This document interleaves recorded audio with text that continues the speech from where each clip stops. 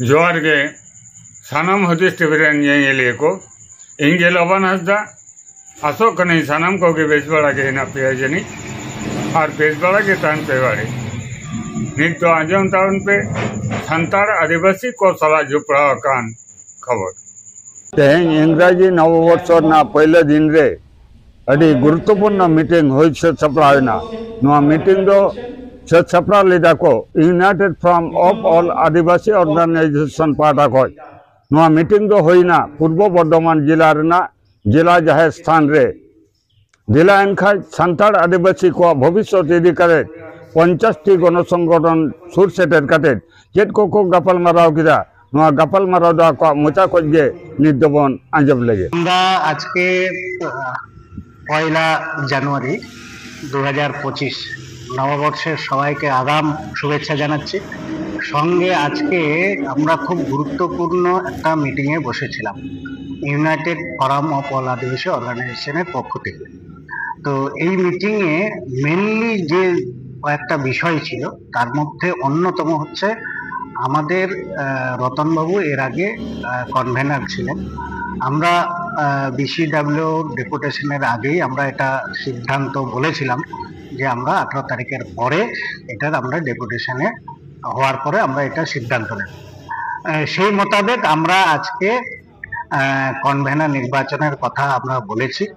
তো সেই সুবাদে আমাদের এখানে আলোচনা হয়েছে, বিস্তর আলোচনা হয়েছে এই বিষয় নিয়ে, এবং আমরা রতনবাবুর পদত্যাগ পত্রটা আমরা হাউসে গ্রহণ করেছি এবং নতুন কনভেনার হিসেবে এবং অন্যান্য বডিতে কয়েকজনকে আমরা এখানে সংযুক্ত করেছি। প্রথম হচ্ছে যিনি আমাদের ওয়ার্কিং কনভেনার ছিলেন রামদাস বাবু, তাকে আমরা কনভেনার হিসেবে নিয়ে এসেছি এবং আমি ছিলাম জয়েন্ট কনভেনার, আমাকে সর্বসম্মতিক্রমে আমাকে ওয়ার্কিং কনভেনার হিসেবে নিয়োগ করা হয়েছে। এবং এছাড়াও আরো প্ল্যানিং একটা আমাদের বা মেকিং পলিসি যেখান থেকে তৈরি হয়, যেখানে তাৎক্ষণিক কিছু সিদ্ধান্ত গ্রহণ করা হয়, সেরকম একটা কমিটি আছে যাদের প্যাডে নাম থাকে। তো তাদের মধ্যে অন্যতম হচ্ছেন এখানে ডক্টর সুবোধ হাসদার নাম আছে, রবীন সরেনের নাম আছে, কিশোর কোড়া এবং তপন সর্দার, পাচুগোপাল হেমব্রম এবং মিস্ত্রি উত্তরবঙ্গ থেকে মিস্ত্রি টুডুকে আমরা এখানে নিয়েছি। এবার সর্বসম্মতিক্রমে এই কমিটিটা এখানে হয়েছে। এখন এখানে অনেক বিষয় নিয়ে আলোচনা হয়েছে এবং বিশেষ করে লোকাল কিছু সমস্যা নিয়ে আমাদের এখানে আলোচনা হয়েছে। সেই লোকাল আলোচনার মধ্যে যেগুলো উঠে এসছে তাৎক্ষণিক, মানে ইউফাকে যে লোকাল সমস্যাগুলো ইউফাকে জানাবার প্রয়োজন মনে করছে, এটা দিয়ে আমাদের অনুমান করতে পারছি যে ইউফার প্রতি মানুষের একটা আস্থা বেড়েছে। স্বাভাবিক কারণে আমরাও তাৎক্ষণিক একটা প্রতিক্রিয়া হিসেবে আমরাও এটাকে হাইলাইট করছি এবং আমরা এটাকে ভাবছি। সেই জন্যে আমাদের জয়েন্ট কনভেনার রবীন সরেনের নেতৃত্বে আমরা বেশ কয়েকটা জায়গায় ভিজিট করব। ভিজিট করার পরে যেমন ওনারা আমাদেরকে সাজেস্ট করবেন সেই অনুসারেই আমরা আন্দোলনে মুভ করব।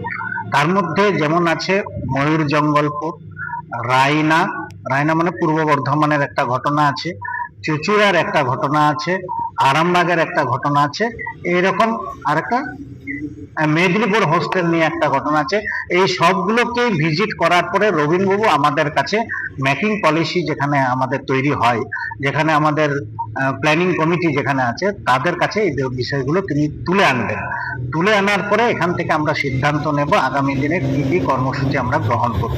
এটা একটা সাইড। আর দ্বিতীয় নম্বরে আরেকটা আলোচনা হয়েছে আমাদের, সেটা হচ্ছে আদিবাসী ভবনে আমাদের হোস্টেল সংক্রান্ত বিষয়ে আলাদাভাবে ভিজিট করার প্রয়োজন আছে বলে আমরা মনে করেছি। তাই আমরা জানুয়ারি নাগাদ আমরা যে কোনো ডেট যেটা আমরা পাবো সেই ডেটে যারা প্ল্যানিং কমিশনে আছে বা কমিটিতে আছে তাদেরকে নিয়েই আমরা আদিবাসী ভবন ভিজিট করব। তার সঙ্গে বিসিডাব্লিউ কতদূর কাজ করলো বা কতটা কাজ করতে পারছেন বা না পারছেন সেইটার তদারকি দেখার জন্য আমরা তার সঙ্গে রিভিজিট আমরা করব। কারণ একদিনেই আমাদের সম্ভব, সেখানে আশা করছি এইগুলো। আর আগামী দিনের তো সবাই আলোচনা করেছেন কিছু, যেমন আমাদের মেলা যেগুলো আছে সেগুলো বয়কটের কথাও এসেছে।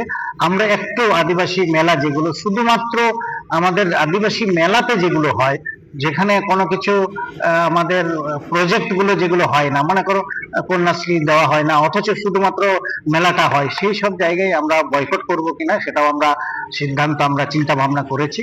আমরা আগামী দিনে কিছুদিনের পরেই সেই বিষয়টা আমরা জানাবো সবাইকে।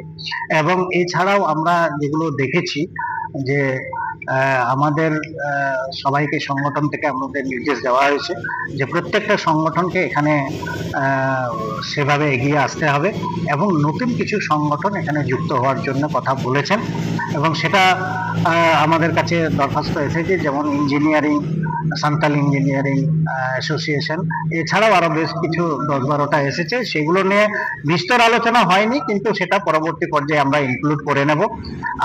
আর আগামী যে ভোট আসছে 26শে ভোট, এটাকে টার্গেট রেখে আমাদের আরো যে কি পন্থা অবলম্বন করা প্রয়োজন আছে সেইগুলো সবাই চিন্তা ভাবনা করার জন্য আমরা বলেছি এবং সেখান থেকে প্রত্যেকটা সংগঠন থেকে চিন্তা ভাবনা আশা করছি আমাদের কাছে পরবর্তী পর্যায়ে তুলে ধরবেন এবং সেই মোতাবেক আগামী কর্মসূচিগুলো আমাদের ঠিক হবে।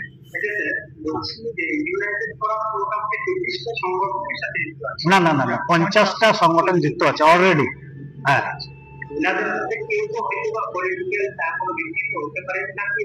না এটা হ্যাঁ একদম একদম কারেক্ট। আমরা গতবারে একটা মিসআন্ডারস্ট্যান্ডিং হয়েছিল আমাদের, সেখানে যারা সরাসরি পলিটিক্যালের সঙ্গে যারা যুক্ত আছে তাদেরকে আমরা সুযোগ দিয়েছিলাম, আসলে প্রতিবাদটা আসেনি বলে সুযোগটা পেয়ে গেছিল। আমরা আজকে সিদ্ধান্ত নিলাম যেটা, যে ওই ধরনের যারা সরাসরি পলিটিক্যালের সঙ্গে যুক্ত তাদেরকে আমরা সামনের সারিতে আনবো না। সান্তাল হপন, আদিবাসী হপন হিসেবে তারা আসতেই পারে, কিন্তু তাদেরকে বক্তব্য এবং ভিতরে যাওয়ার ক্ষেত্রে তাদের নিষেধ রয়েছে, এটা আমাদের পরিষ্কার হয়েছে। এবং আমরা কোনো জায়গায় মঞ্চে আমাদের যারা প্ল্যানিং কমিটিতে যারা আছে তারা কোথাও কোনো জায়গায় যেতে পারবেন না, শুধুমাত্র আলো করার জন্য। কিন্তু যদি এরকম হয় যে সত্যি আমাদের সেখানে গিয়ে কাজ হতে পারে, তাহলে প্রত্যেকটা সদস্যকে এই ইউফার যারা প্ল্যানিং কমিটিতে আছেন তাদেরকে জানিয়ে তাকে যেতে হবে, এটা আমাদের সিদ্ধান্ত।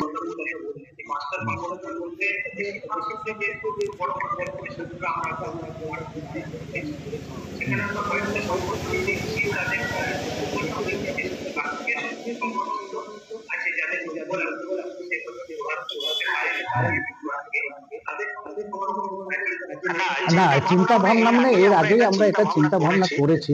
বেশ কিছু সংগঠনে মেনলি 10 থেকে 12টা সংগঠনে উপস্থিত হয় এবং তারাই লোকজন নিয়ে আসে, কিন্তু এর পরও বেশ কিছু সংগঠনের নাম আছে যারা তাদের সত্যিকারের লোকবল সেরকম নেই। আপনাকে আমি বলে দিই, ফরিদ সমিতি, মুন্ডা সমিতি, হো সমাজ, খাড়িয়া কিছু সমাজ, দেবীয় সমাজ, এরকম কিছু আছে, সংগঠন আছে। তারা কিন্তু বিরাট হিউজ পরিমাণে লোক আছে এরকম নয়। আমরা যদি দেখি সেখানে তাদের জনসংখ্যাটাও কম। এছাড়াও আমাদের 40টা সাবকাস্টের বেশ কিছু আছে, টাইটেল আছে, যেমন আছে গারো আছে, খাড়িয়া আছে, মেচো আছে, ব্রু আছে, মানে এই ধরনের যে টাইটেল, ল্যাপচা আছে, ভুটিয়া আছে, এই ধরনের লোকগুলো আমাদের উত্তরবঙ্গে বেশি।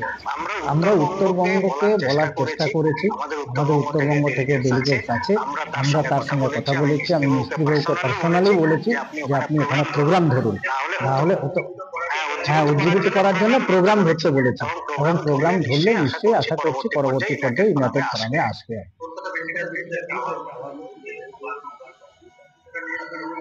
না, সেটা নিয়ে আমাদের অবশ্যই ডিসিডাব্লিউতে আমাদের বেশিরভাগ যারা নেতৃত্ব তারা নবান্নর কথা বলেছেন, কিন্তু এখানে আমাদের আলোচনাতে যেটা উঠে এসেছে সেটা হচ্ছে নবান্ন অভিযানটা হুট করে কোনো কিছু করাটা আমাদের ঠিক হবে না।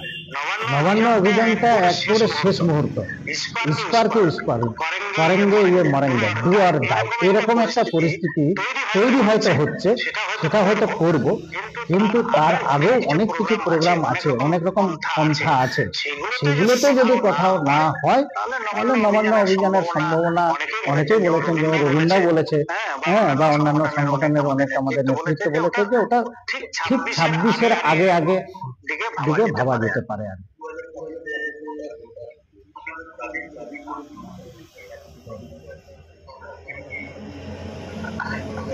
না, সেটা তো অবশ্যই আমাদের এগুলো তো দেখুন, প্রত্যেকের নেতৃত্ব এখানে আছে, প্রত্যেকটা সংগঠনের মতামতটা খুব জরুরি এখানে।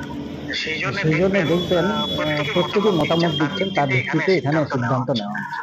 আমরা আশা করব পরবর্তী পর্যায়ে যখন আমাদের মিটিং হবে এই ধরনের গুরুত্বপূর্ণ বিষয়গুলো উঠে আসবে এবং সবাই মিলে আমরা ঠিক করব যে আমরা কোন পথে এগোলে আমাদের কাজটা হাসিল হবে, বা ভবিষ্যতে আমাদের হক আইদার নিয়ে যে বিষয়গুলো রয়েছে সেগুলো আমরা নিজেদের মধ্যে নিয়ে আসতে পারবো।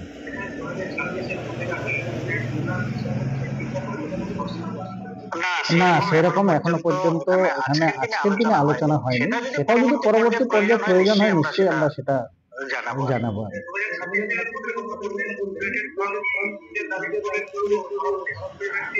না, সেটা এখনো পর্যন্ত সেই পজিশন এখনো আসেনি, এবং সরাসরি আমরা যে ভোটের ময়দানে নামবো এরকম কথা আমাদের চর্চা হচ্ছে বিভিন্ন সময়ে বিভিন্ন ভাবে, আলোচনাতে উঠে আসছে, কিন্তু এই মুহূর্তে চলে গেলে হঠাৎ সেগুলো দেখবো অনেকগুলো ক্রাইটেরিয়া কাজ করে। আমি 16টা আমাদের এসটি সিট আছে, এই 16টা সিটে আমি দাঁড় করালাম, আমাকে তো তাদের জিতিয়ে নিয়ে আসতে হবে, সেই পরিকাঠামোটাও দরকার।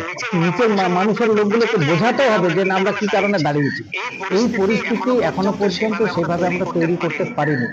তবে একদিন আমার আশা আছে যে মানুষকে যদি আমরা বোঝাতে পারি, তারপরে যদি আমরা ভোটে দাঁড়াই, তাহলে কিন্তু দেখবেন আমরা সেখান থেকে বেরিয়ে আসতে পারছি বা ভোট টানতে পারছি। আর যতক্ষণ না মানুষকে আমরা বোঝাতে পারছি তখনই কিন্তু সে বলবে ও ওই ভোটের জন্যই বেটা এতদিন ধরে আন্দোলন করছিল। এই যে মানসিকতাটা, এইটা পরিবর্তন হওয়া দরকার। এটা যেদিন পরিবর্তন হবে সেদিন আমরা সব সাহসে সেই জায়গায় লড়াইটা করতে পারবো। তবে যেটা অন্যান্য নেতৃত্ব থেকে উঠে আসছে, ধাক্কা একটা দিতেই হবে 26শে ভোটের আগে। সেই ধাক্কাটা মানুষ যেমন বুঝতে পারে যে এদের যদি আমরা দাবি না মানি বা কথা না শুনি তাহলে ভোট ব্যাংক কিন্তু অন্যদিকে চলে যেতে পারে। এইটা আমরা তৈরি করব।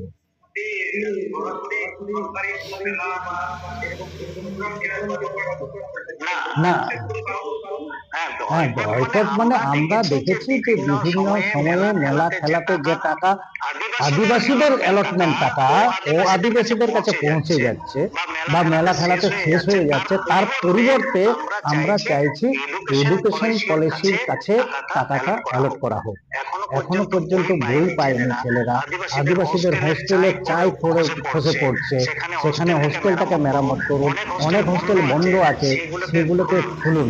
তারপরে যদি আপনার মনে হয় যে মেলা করার দরকার আছে, আপনি 100 বার মেলা করতে পারেন, আমাদের কোনো। আমার নাম মিতন চন্দ্র টুডু, নব নির্বাচিত ওয়ার্কিং কনভেনর। নমস্কার।